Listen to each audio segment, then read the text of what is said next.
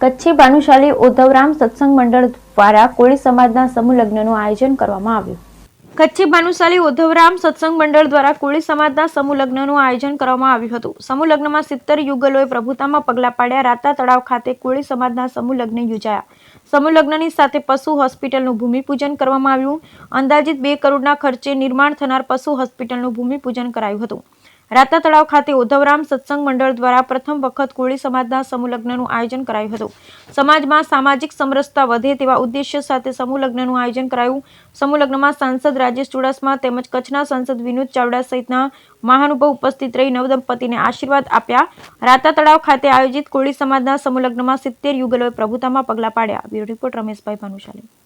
समूह लग्न है शू खास विशेषता है? समूह लग्न शू आ समूह लग्न है अमने धजावारी आदेश कर्यो छे के अहींया मारा आंगणना अंदर गायोनुं थाय छे। गायोनी अस्पताल बने छे तो दीकरीओने पण अहींया एने केनेडान आपवुं जोईए अने दीकरीओना लग्न थवा जोईए। सारी रीते जेवी रीते सारा समाज जे साथे जोड़ाय छे ए कोली समाज सारा समाजना अंदर जोड़ाई जाए अने एवो ज अमे गोठवण करी छे। बाकी तो आ माताजी बधाने शक्ति आपे अने आशीर्वाद आपे अने अमे तो केन्याना आशीर्वाद लेवावाळा छीए। आशीर्वाद जोता होय बधाने तो त्यां धजा लहरे छे एनी आशीर्वाद छे। बाकी केन्याने अमे जी बेन आज जे समूह लग्न जे राता तळाव खाते योजવામાં આવે છે શું ખાસ વિશેષતા છે શું કહેશો?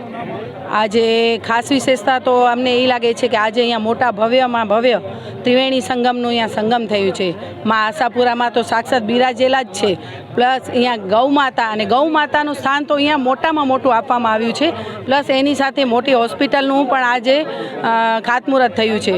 અને ત્રીજી વાત તો કન્યાદાન। કન્યાદાન એટલે મહાદાન। એમાં પણ આજે આ બાપુએ એક સિદ્ધ કરી રાખ્યું છે કે અમે કોઈ નાત જાતનો ભેદભાવ નથી રાખ્યો।